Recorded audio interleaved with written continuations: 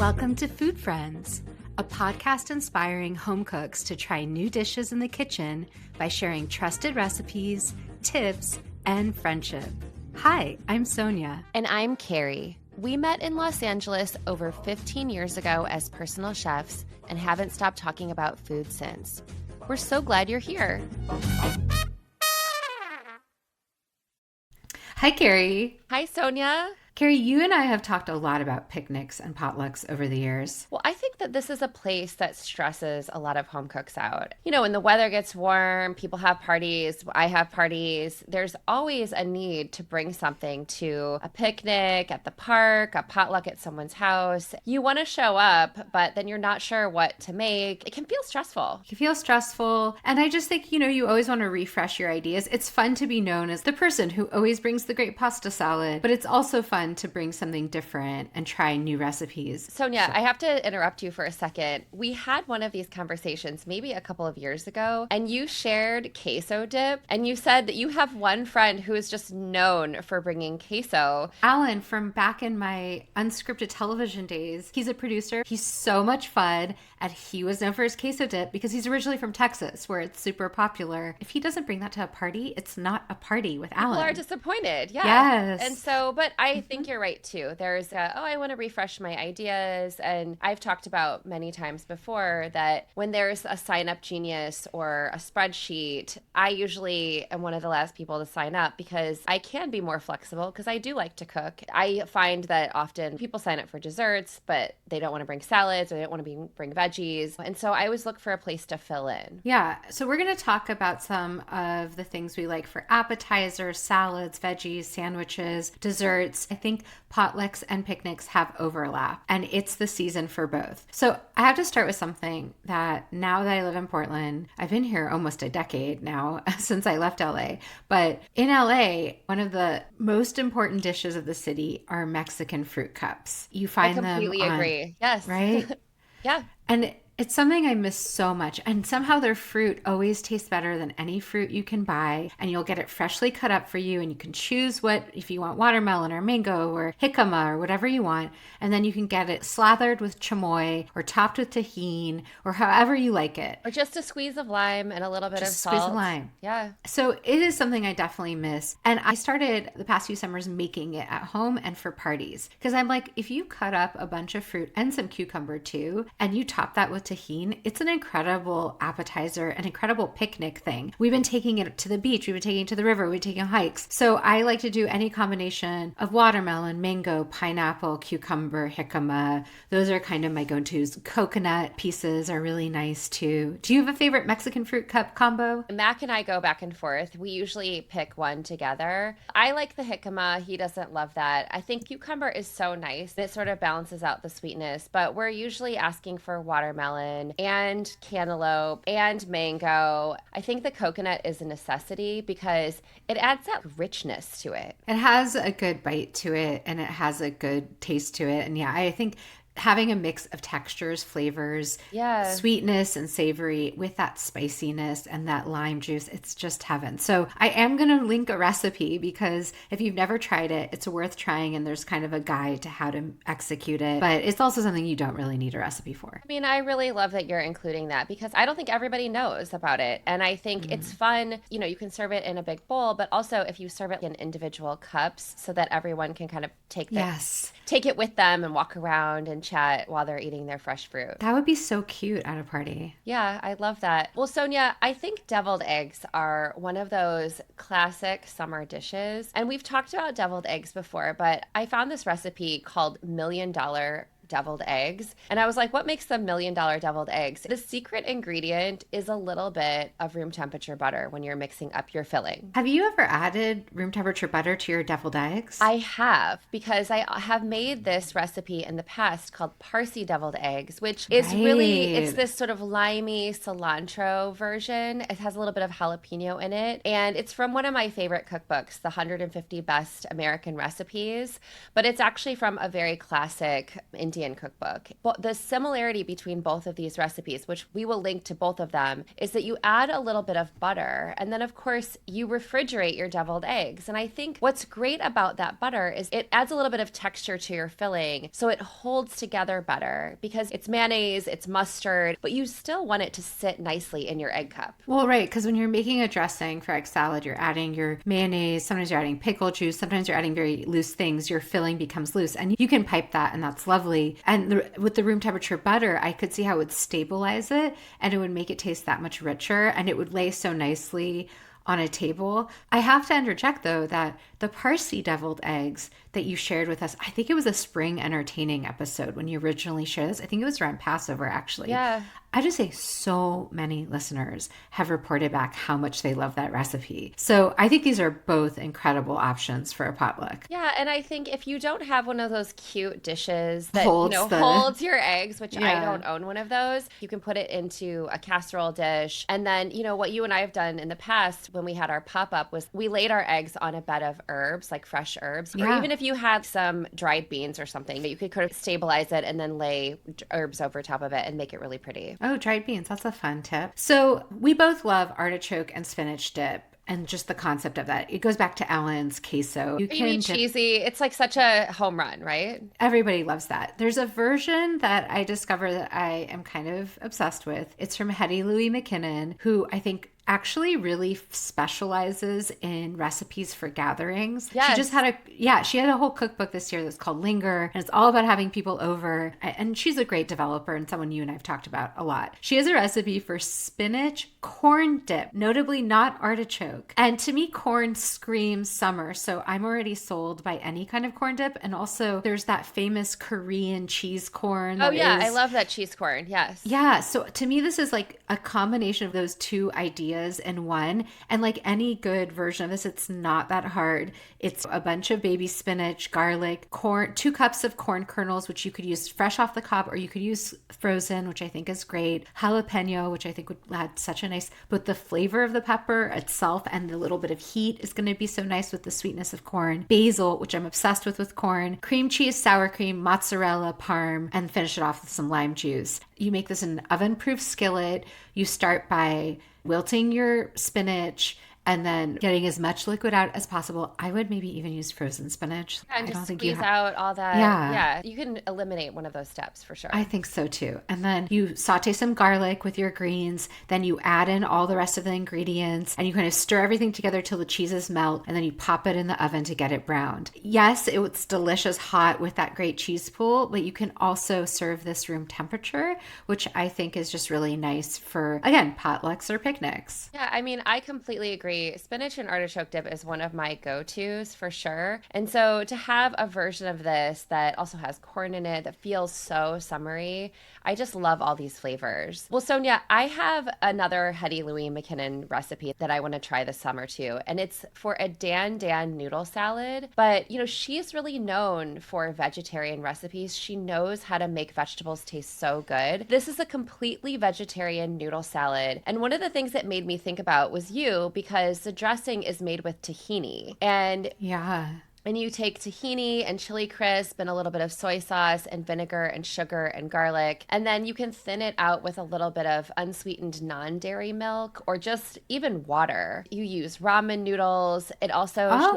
She also calls for fresh or frozen corn. There's sesame seeds and scallions and baby bok choy. So there's like beautiful noodles, this rich sauce, a sweet corn vegetable, but then also like that crunchiness of bok choy and a little bit of heat from the chili crisp. And I just feel like this is one of those that you would set out and it would be the first to go. It's so similar to a soba noodle dish that I think I've shared here before, that this is exactly the kind of salad I want. I love the addition of corn. That's not something I typically do in these kind of noodle dishes. So I love that summer invocation in both the dip and here. That's so smart. I also think the bok choy is something I don't always do. But the tahini, the sesame paste, which, there's Chinese versions of sesame paste. Yes. So it makes sense that tahini would work so well in this kind of dressing. Yeah, I mean, she really says you can use fresh or frozen ramen noodles. And I think, again, it reminds me of the amount of times that you've taken tahini and mixed it with gochujang or something spicy, Yeah. and you thin it out a little bit and coat a noodle. I mean, who doesn't want this in the summer? Yeah, and having you use ramen noodles makes it so easy. You don't even have to get a special noodle. That's great. So you and I have talked about pasta salads in the past, and I know sometimes I'm on the fence about some of them. I've come to love them more since our conversations, I have to say. Talking to you has helped unleash good pasta salad recipes in my life, and I feel like I make them more every summer. And I also think they're a natural, just like you just said, like a dan dan noodle salad, any kind of pasta or noodle salad is such a home run for this type of picnic or potluck gathering. There's a salad that just came out that caught my eye. It's by Adina Sussman.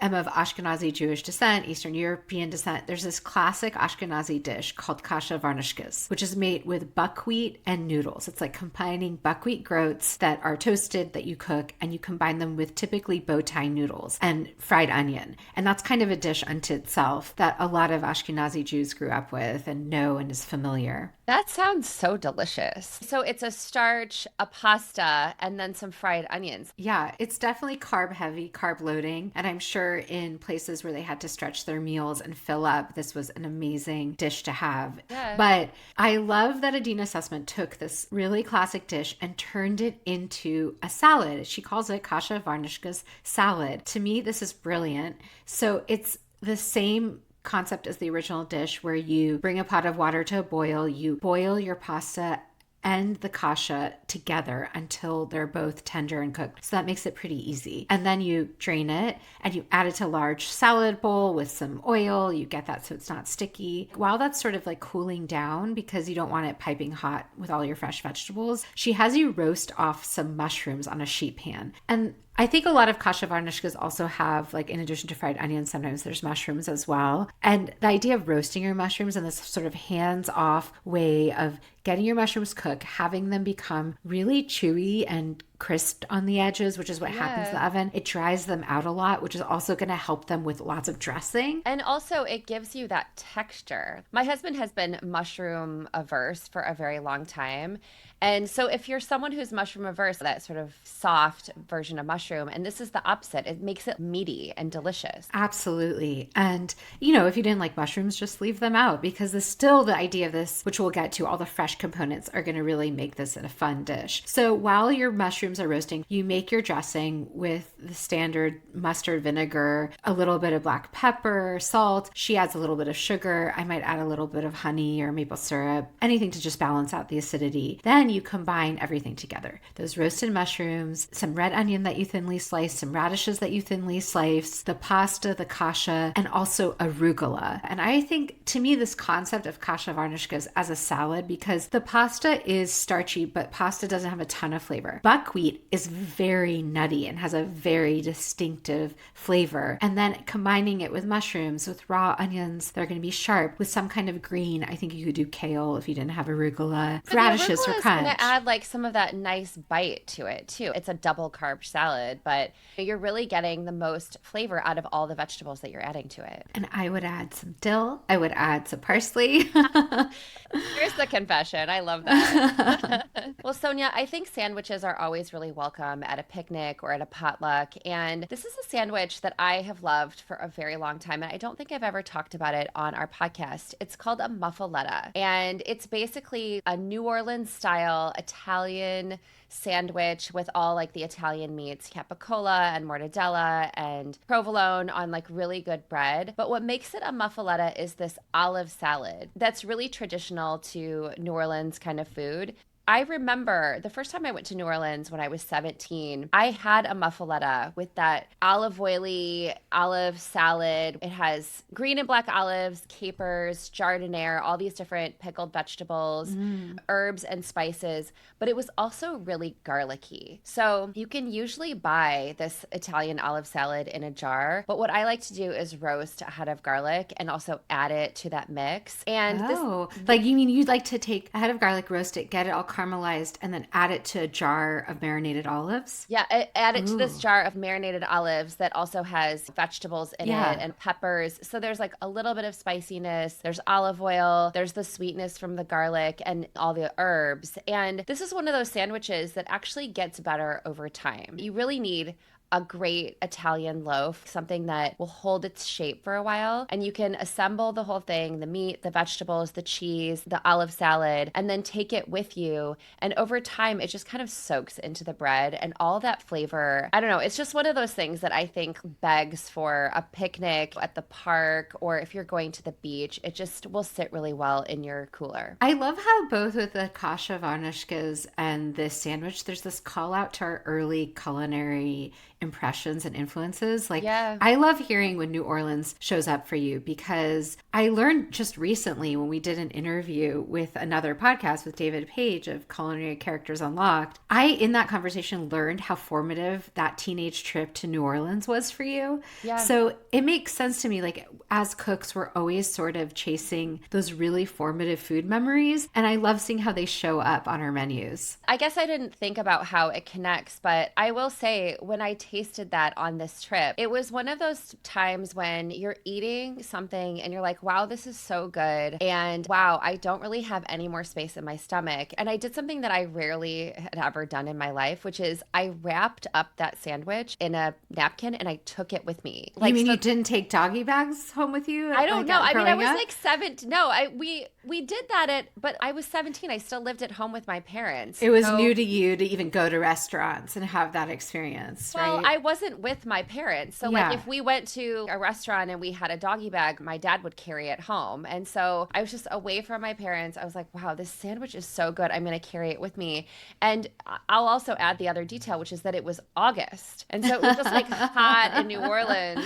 And I just couldn't get enough of this sandwich with all that garlic and olive oil. It just added so much flavor and tang. Yeah, I love a good beach sandwich. I think there's almost nothing better to eat at the beach. And so in the picnic category for me, although I think it works for potlucks too, I think having a fantastic flavorful sandwich that can sit is so important. And there's this one recipe developer, cookbook author, influencer. Her name is Haley Catalano, and she kind of got known for her beach sandwiches. And there's one that she shared that's called Haley Catalano's Mean Green Turkey Sandwich. This is definitely a little work for a sandwich, but I think if you're hosting or you're having a really special day, making a sandwich that feels really nice, like the one you just described, is worth the effort. And she has you make barely pickled jalapenos. I think you could buy pre-pickled jalapenos. And I think a pickled jalapeno is so, so nice on a sandwich. The other thing she has you make is something so cool. It's a green sunflower spread, which is not what I think of on a turkey sandwich. So she has you add raw sunflower seeds,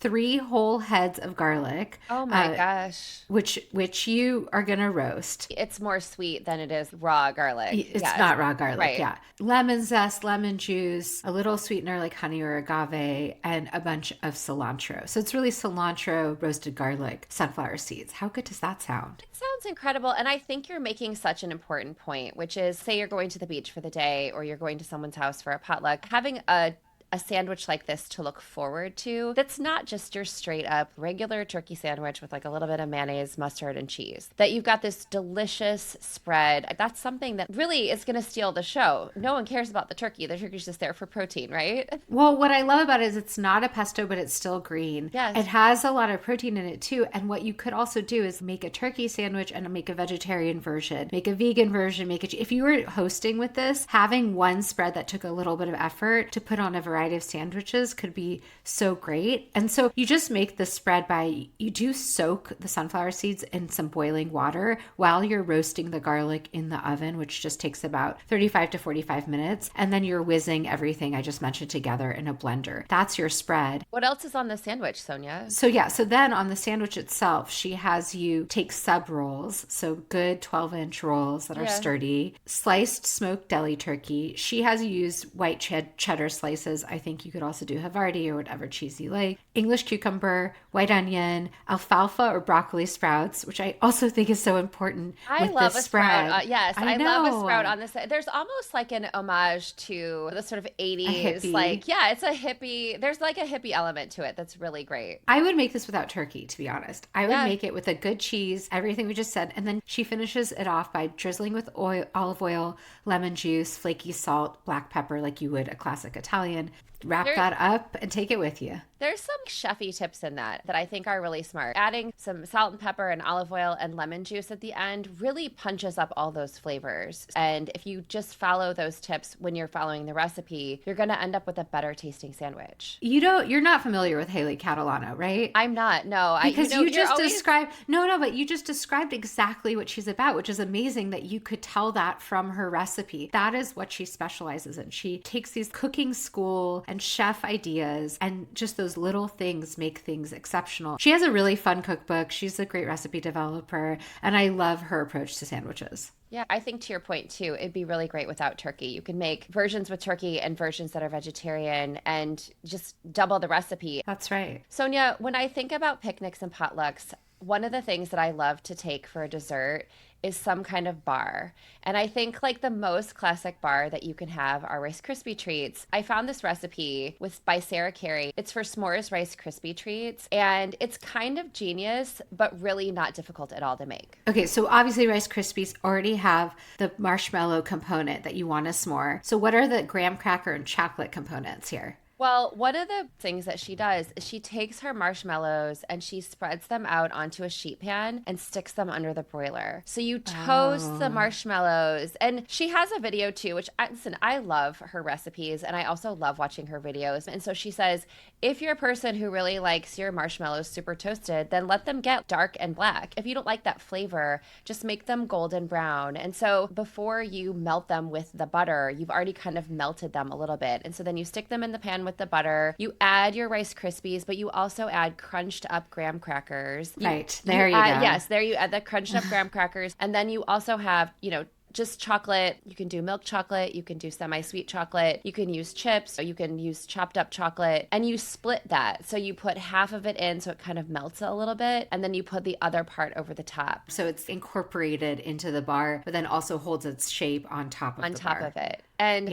this is one of those things that I think if you walked into a party with these s'mores Rice Krispie treats, people would lose their minds over them, especially kids. The one thing I would do for this recipe too is for the butter, I would brown the butter because I think browned butter in a Rice Krispie treat is just essential. And I think it would go so well in a s'mores one. Yeah, it would really add so much flavor to that Rice Krispie treat. I also have bars on my mind, Carrie, when I think about potlucks in particular, and I think about summer. They're an easy thing to make or bake. Some are no bake, some are like yours is a no bake, and they're also just easy to cut up. They're easy to wrap up. They're easy to take with you. But there's a version of this that feels extra special to me from Smitten Kitchen, and it's a recipe I really love, and it's for cheesecake bars with all the berries. So this also makes me think of the birthday cake I often make for my niece. Oh, yeah. It started when she was really little and she called berries buzzes and she would say, Auntie, I want a buzzes cake. And so I would get every single berry I could find, which in July, there's every kind of berry that you could think of, including red currants, including black raspberries and golden raspberries. And if you put them all in one thing, it's so easy to do and it's so celebratory. And that's the same idea with this cheesecake bar, but it's not a tricky recipe like some cheesecakes can be finicky. In bar form, cheesecakes are so easy. So you can take your graham cracker crust the way you would make any graham cracker crust and you put it into a rectangular baking dish, like a 9x13 casserole dish. And then you make a cheesecake filling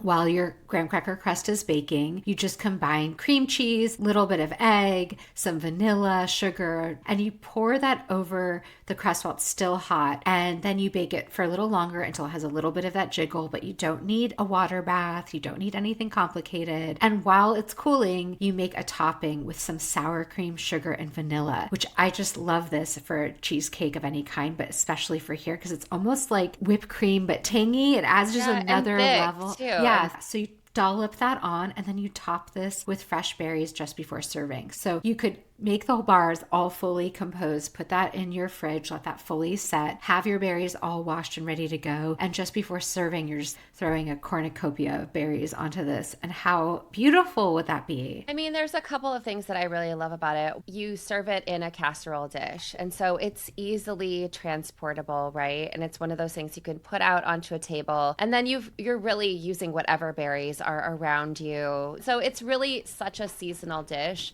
And all that color and all that freshness is so wonderful too. So, Sonia, I'm also thinking about something very similar. It's also well named like your recipe. It's called strawberry biscuit sheet cake. And Sold. I'm in. right? And it literally looks like a biscuit cake in a 9 by 13 pan. You add whipped cream on top and then you add macerated berries to it. The recipe calls for you to make this cake. You use cake flour. It's all the things. I think if you were just to take even a mix of biscuits, I think really what it is a strawberry shortcake in potluck party form. And that's so smart. Because who doesn't love a strawberry shortcake? But you're saying it's like in a 9 by 13, it has a biscuity cake that is part of the recipe. It has a biscuity bottom. It's covered with whipped cream, and then it has berries on top. You know, a year ago, I catered a dinner and I made strawberry shortcake, and people went nuts for them. And of course, everyone does. But what's so great is that this is like the version where you can set it out and people can get a little bit or a lot, whatever they want. They can try all the other desserts too. And it's just really stunning. I love that. I am always sold at the word strawberry shortcake. Totally. And I think the fact that this is so potluck friendly, because that's the hurdle. Not having to cut out rounds of dough really simplifies it, not just having to not assemble it. Having this just all in one pan. What a smart recipe. Also, in the very super easy category, I love this recipe from Carolina Gellin for her easy no-bake milk chocolate pie. I talked about it a long time ago once when her book first came out because it was one of the recipes I want to try right away. So when I first made this recipe, it kind of surprised me because I almost didn't trust the process. It's a very trust the process recipe because it is so easy. For one, you make a crust with sandwich cookies like Oreos, which is just so easy and delicious. And everyone loves it. It's so everybody loves it. Yes. Everybody loves an Oreo. It just is what it is. And they're happy to see it show up on their table. Yes. And then you make a milk chocolate filling. You melt some milk chocolate and then you drizzle that into heavy cream combined with sour cream, like in your mixer with a hand mixer. Yes. And I thought when you drizzle in the warm chocolate that it would seize and kind of curdle, but it doesn't. It becomes like mousse. You could almost take just the filling and use it as a mousse. And then you fill your cookie crust shell and you put that in the fridge. You don't bake anything. And then you don't have to top it with anything else, but she recommends chocolate shavings, like where you just take your chocolate bar and use a vegetable peeler and shave it on. You could also add a little bit more plain whipped cream if you want. It doesn't need that. So it takes minutes to make such like a hit at a table. Everybody loves a chocolate mousse pie. Yeah, but what I also especially love about this one is how it's unapologetically milk chocolate. Yes. You know, there's this idea that dark chocolate is so much more virtuous than milk chocolate. But I have to say, I really love milk chocolate. And this is something you and I have bonded over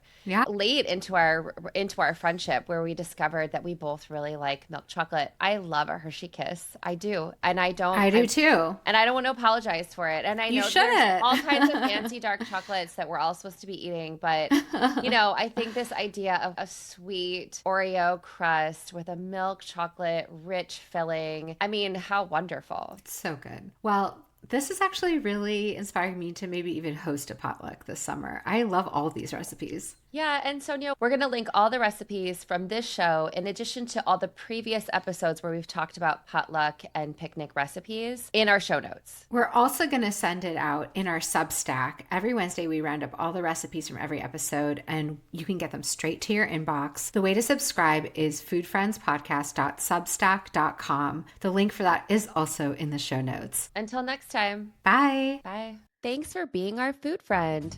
If you enjoyed our podcast, please subscribe, leave us a review, and share this episode with friends. We love hearing from you, so follow us on Instagram or drop us a line at foodfriendspodcast.com. Yes, we'd love to hear from you and your food friends. Happy cooking and eating!